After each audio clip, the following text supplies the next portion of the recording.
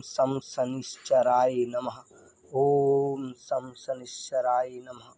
मित्रगणों, आज हम शनिवार व्रत कथा की उस कहानी की बात कर रहे हैं जिस कहानी को पढ़ने सुनने से साढ़े साती और ढैया का प्रभाव बेअसर होने लगता है।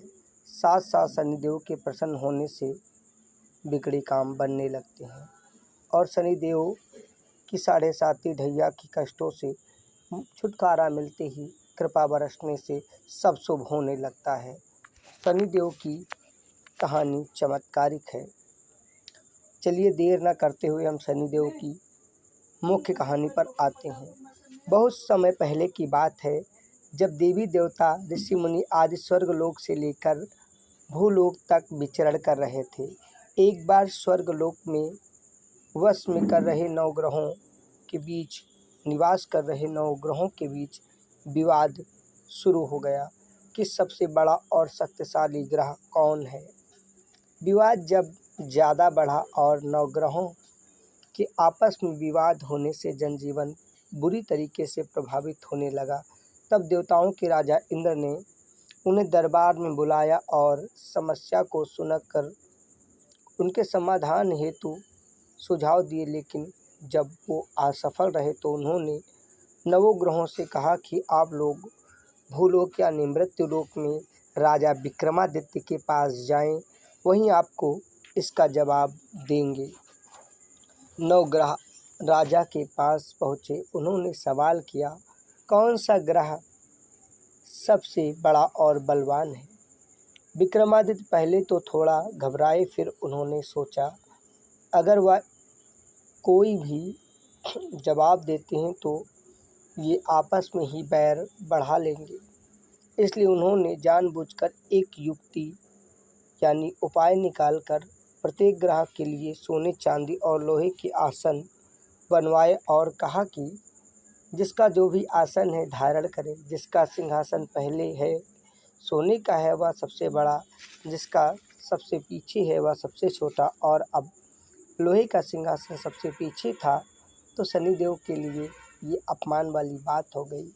लोहे का सिंहासन देख शनिदेव विक्रमादित्य पर नाराज हो गए। उन्होंने विक्रमादित्य से कहा, अरे मूर्ख, सूर्य बुध शुक्र एक राशि में 1 महीने और मंगल 1.5 महीने और चंद्रमा 2 महीने बृहस्पति 13 महीने रहते हैं, लेकिन मैं एक राशि में 2.5 साल से लेकर 7.5 साल तक रहता हूँ। तुमने मेरा अपमान किया है राजन, जो ठीक नहीं है। यह कहकर शनिदेव क्रोध के साथ ही वहाँ से अंतर्ध्यान यानी लोप हो गए। अब हम विक्रमादित्य पर साढ़े साती की कहानी पर आते हैं। अब वह दिन भी सामने आ गया जब विक्रमादित्य पर शनि की साढ़े साती की दशा आई। अब राजा शनिदेव राजा के दरबार में घोड़ा व्यापारी बनकर आए और विक्रमादित्य ने घोड़ा प्रसन्न किया, उस पर सवार हो गए। घोड़े पर सवार होते ही घोड़े को जैसे पर लग गए, वो आसमान में उड़ने के समान तेजी से दौड़ने लगा और सुंदर वनों की ओर भाग गया। राजा पटखटा कर अदृश्य हो गए। विक्रमादित्य जंगल में भटक गए और राज्य लौटाने का रास्ता भी भूल गए। तब एक चरवाहा दिखाई दिया और तब चरवाहा ने पानी पिलाने की बजाय अंगूठी मांगी, तो राजा विक्रमादित्य ने चरवाहे को अंगूठी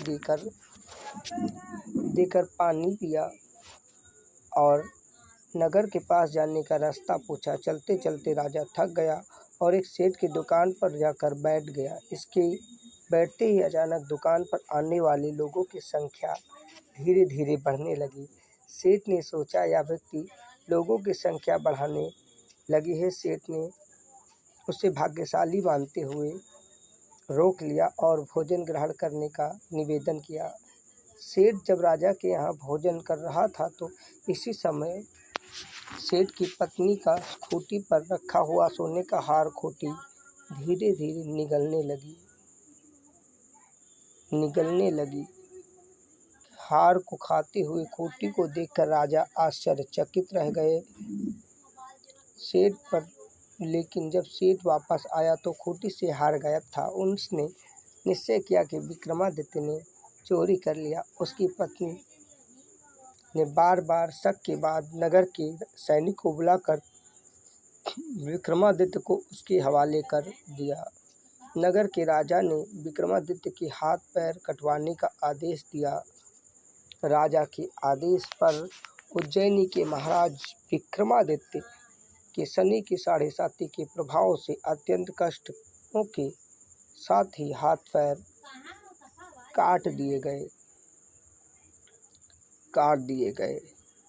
अब राजा को शहर की सीमा के बाहर छोड़ दिया गया था और हाथ पैर कटे युवक को देखकर उधर से गुजर रहे एक तेली यानी तेल के व्यापारी ने राजा की बुरी हालत को देखकर उसे शरण दे दी और राजा भी कुछ समय के बाद हराम के खाने से इनकार करते हुए तेली के कोल्हू पर बैठकर बैल हाँकने लगे।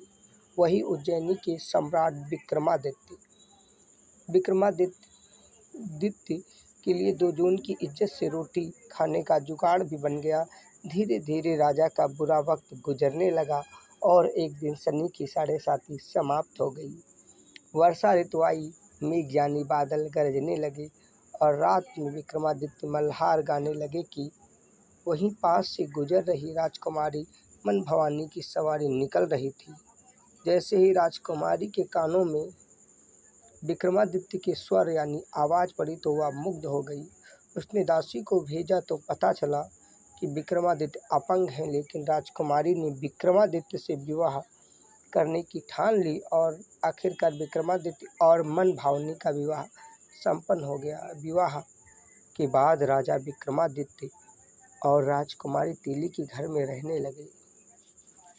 तेली के घर में विक्रमादित्य को बेटी की तरह और बहू को बहू की तरह तेली की पत्नी रखने लगी। उसी रात स्वप्न में शनिदेव ने राजा को दिखाई देते हुए कहा, राजा, तुमने मेरा प्रकोप देख लिया है। मैंने तुम्हें अपने अपमान का दंड प्रदान किया है। विक्रमादित्य की आंखें खुली रह गई और उन्होंने सारी बातें याद करते हुए शनिदेव से क्षमा मांगी और कहा, शनिदेव, मुझे आपकी शक्तियों का अच्छे से ज्ञान हो गया है और इससे विनती है कि आप मेरे साथ जो किया है वो ऐसा किसी के साथ मत करना, यानी आज से आप इतनी कठिन परीक्षा किसी मनुष्य की मत देना। शनिदेव ने कहा, ठीक है, मैं तुम्हारी प्रार्थना स्वीकार करता हूँ, लेकिन आज के बाद जो भी मेरे लिए व्रत रखेगा, मेरी पूजा करेगा और व्रत कथा सुनेगा, वह सभी कष्टों से मुक्त हो जाएगा, उसकी सभी मनोकामनाएं पूर्ण हो जाएंगी। इतना कहकर शनिदेव अदृश्य हो गए और राजा के हाथ पैर ठीक हो गए। यह देखकर राजकुमारी की खुशी का ठिकाना नहीं रहा।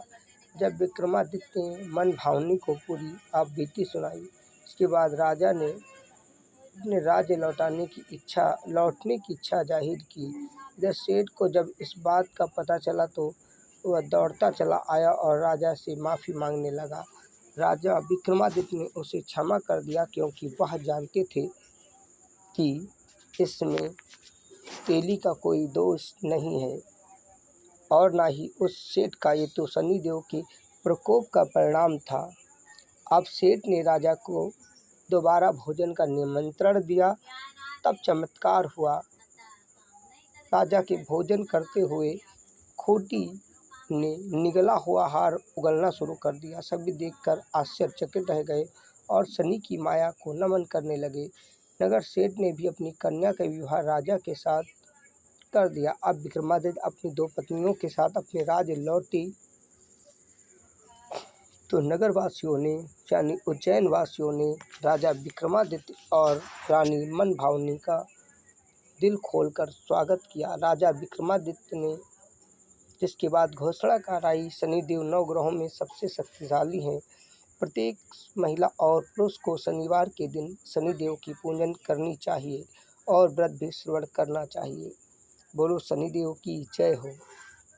ओम सम शनिश्चराय नमः। ओम सम शनिश्चराय